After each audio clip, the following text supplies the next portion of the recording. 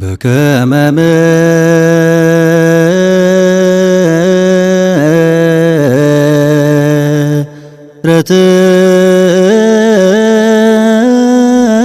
ምሕረትከ somni sagaduu hin danda'u ifama wajjin. Maqaa Abbaa kan Ilmaa kan Hafuura Qulqulluu Waaqa tokkoon ni amanna amiin. Kabajamootaa fi jaalatamootaa maatiiwwan Waaqayyoon kan jaalattan Waaqayyoo isiniin kan jaalatu. Hordoftoonni chaanaalii keenyaa hundumti keessan akkam jirtu, akkam yoo nageessanii, akkamiin turtanii. Guyyaa har'aatiin kan nu ga'e Waaqni abbootii keenyaa galanni ulfina teessoo isaa Aariyaam irratti isaaf haa ta'u. Akka fedhaa fi jaalala Waaqayyootti gaaffii dhuunfaa karaa keessaa gaafatame hunduma keessan waan laallatuuf hunduma keessan waan ilaallatuudhaaf deebii deebisuun dirqama ta'a jechaadha. Gaaffii kana karaa keessaa deebisuu nan danda'a. Deebisaa nama dhuunfaa kanaaf kennuu nan danda'a. Haa ta'u malee garuu gaaffiin akkasii kun yeroo garaa garaa irratti deebi'amee gaaffii gaafatamudha. Gaaffiin gaafa ka'u deebiitti laachuun dirqama waan ta'eedhaaf keessumaati dhimma soomaa fi sagada wal qabatee gaaffii ka'udha. Keessumaati shamarroonni biyya Arabaa akka garaa isaaniitti gara mana amantaa deemuu, soomuu, sagaduu, kadhachuu hin danda'an. Haa ta'u malee sooma, sagada, kadhannaa isaan kana keessaati kan dandeenyu raawwannee fakkeenyaatiif namni soomuu hin dandeenye yoo sagade, namni sagaduu danda'u yoo hin soomne, namni sagaduu danda'u yoo hin kadhanne hin ta'amoo hin ta'uudha jechaadha. Egaa akkuma beekamu mataa gara tokko filatanii gara tokko dhaachuun hin danda'amu yookiin immoo mataa gara tokko muratanii gara tokko hin dhiisani. Yoo danda'ame waluma faana shurrubbaa dhaachuudha yookiin immoo waluma faana filachuudha. Kana jechuun keessumaa namoonni baay'ee keessan rakkoo isin quunnamurraati, rakkoo isin irra gahurraati, rakkoo keessan sababeeffattanii sooma, sagada, kadhannaa isaan kana keessaa kan dandeenyu namni soomuu hin dandeenye yoo sagade yoo kadhate, namni sagaduu hin dandeenye yoo soome, namni soomuu hin dandeenye immoo yoo sagade ni danda'a jettanii yeroo baay'ee gaafattu. Egaa akkuma beekamu seerri gartokkee hin jiru. Seerri raawwatamuu qabu seera guutuu ta'uudha kan qabu. Saganni raawwatamuu qabu sagada guutuudha ta'uu kan qabu. Kadhannaan raawwatamuu qabu kadhannaa guutuudha ta'uu kan qabu.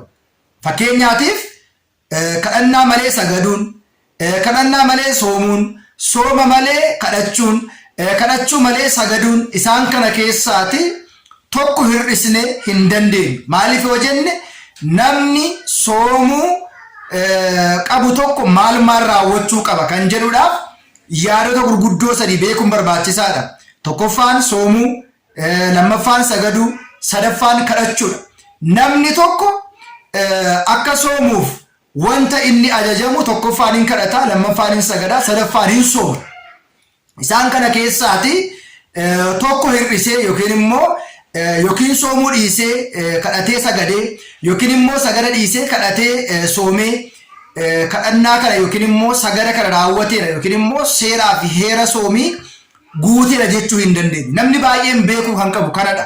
Yeroo baay'ee rakkoo isinirra gaheerraati yookiin immoo baay'ina cubbuu keessanirraati, dhiphachuu keessanirraati, gara mana amantaa deemuu dhabuu keessanirraati, gidiraa fi rakkoo keessa jirtanirraati kaatanii gaaffii akkasii yeroo baay'ee nu gaafattu. Egaa akkuma beekamu namni tokko mana yaalaa dhaqee otoo dhibee isaa maalummaa dhibee isaa hin qoratamiin yookiin immoo hin sakatta'amiin qorichi kennamuu fi marfee waraannachuu hin danda'u. Egaa dooktarri tokko nama tokko erga laaboraatoorii yookiin immoo sakatta'insa dhibee qaama isaa keessaa ilaaleen booda dhiiga ta'uu danda'a, sagaraa ta'uu danda'a, fincaan ta'uu danda'a. Isaan kana fuudhee erga laaboraatooriitiin sakatta'ee adda baaseen booda qorsa yookiin immoo qoricha dhibee isaatiif barbaachisu kennaaf jecha. Kanan ta'u taanaan appoosattiidhumaan mataa ta'uu danda'a, dhibee golfaa yookiin busaa ta'uu danda'a, dhibee gara kaasaran ta'uu danda'a, yookiin immoo taayifoidii yookiin immoo taayifasii waan tokko ta'uu danda'a jedhee tilmaamaatiin dooktorichi marfee hin waraanu. Isa kanaatiif isin mana arabaa waan jirtaniif isin haalli waan isiniif hin mijanneef bakki isin jirtan soomaatiif yookiin immoo sagadaatiif yookiin immoo amantaadhaaf haala mijataa keessa waan hin jirreedhaaf qaamota sadii keessa soomii sagada kadhannaarraatii waan tokko yookiin immoo waan tokko hir'istanii isa kanaan isin biyya arabaa waan jirtaniif isin rakkoo keessa waan jirtaniif isin soomuu waan hin dandeenyeedhaaf isinii herreegama jedhamee seerri cabuu danda'u tokko hin jiru. Jalqabuma manni kiristaanaa namni gaabbii galuu qabu tokko namoonni baay'een dhimma kana nu gaafatu.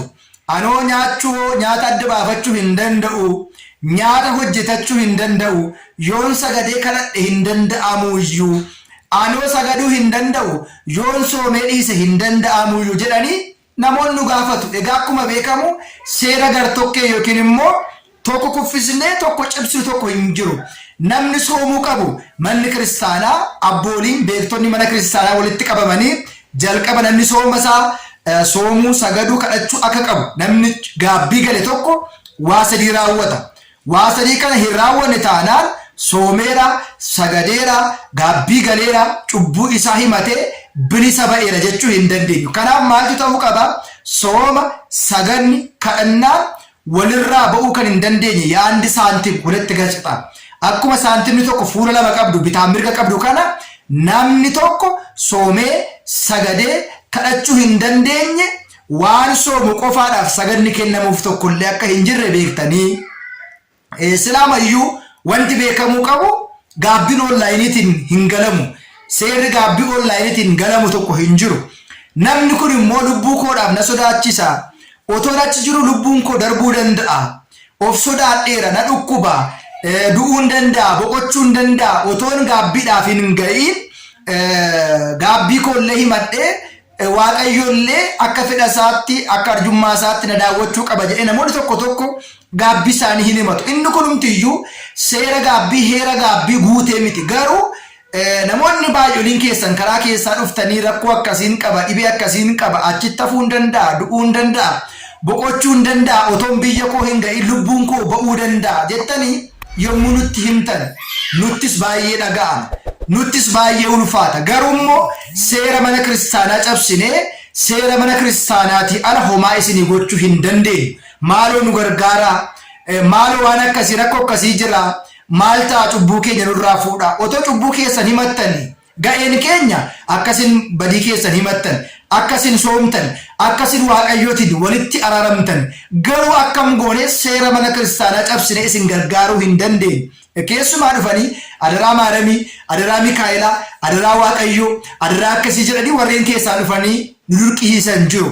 Seera mana amantaa darbine, seera mana amantaa cabsine, seera mana amantaa irraa hir'isne, seera mana amantaa fooyyessine gaabbii nama kamii himachiisuus irraa fuudhuus hin dandeenyu. Seera cabsuu jechuun gaabbii isin himattan caala ulfaataa waan ta'eedhaaf dirqama sanuu biyya arabaatti bilbilaan hin danda'amu, onlaayiniin hin danda'amu. Dirqama immoo yoo soomuu dandeessan, yoo sagaduu dandeessan, yoo kadhachuu dandeessan dirqama nutis badii keessan, cubbuu keessan haala gaabbiitti himattan yoo isinirraa fuuchuu baanne waaqayyoos waan nu gaafatuudhaaf nutis immoo ga'ee eeguu yookiin immoo ga'ee gaabbii galchisiisuu fi gaabbii irraa fuudhuu waan qabnuudhaaf nutti ulfaata yeroo baay'ee. Kana waan ta'eedhaaf yaada obboleettiin keessan asirraati viidiyoo irraa kaasteetiif deebiin gabaabaan sooma malee sagada, sagada malee kadhachuu malee soomuun hin danda'amu. Isaan kana sadan namni raawwachuu danda'u, namni soomuu danda'u, namni sagaduu danda'u, namni kadhachuu danda'u, gaabbii galuu danda'a. Kanan ta'u taanaan namni hin soomne, namni hin saganne, namni gaabbii hin galle soomuu sagaduu kadhachuu hin dandeenye gaabbii galeera jedhamee wanti irraa fuudhamu tokkollee waan hin jirreedha. Inni guddaan umurii gaabbii akkasinii kennu waaqayyoon kadhachuudha. Inni lammaffaan immoo waaqayyoon yoo haala isinii mijeesse gara biyya keessatti deebitanii gaabbii galuudha. Warreen akkasii adeemsa godoloo yookiin immoo waan guuttachuu hin malle tokko seera gaabbii warreen guuttachuu hin dandeenye seera biraa cabsinee seera haaromsinee wanti gaabbii keessa isinirraa fuudhe waan hin jirreedhaaf. Egaa akkuma beekamu waaqayyo beekaadha.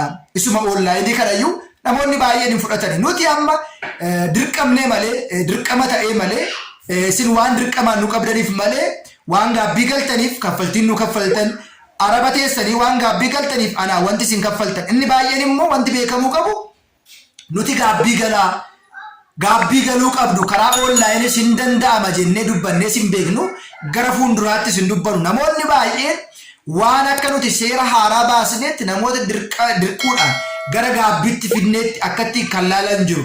Nama dirqisiifsine karaa online gaabbii galchiisnee isin jiru gara fuulduraatti isin raawwatu. Inni biraan immoo nama gaabbii galu kanarraati wanta nuti argannu isin jiru kaffaltiin nu kaffalamus tokkollee hin jiru.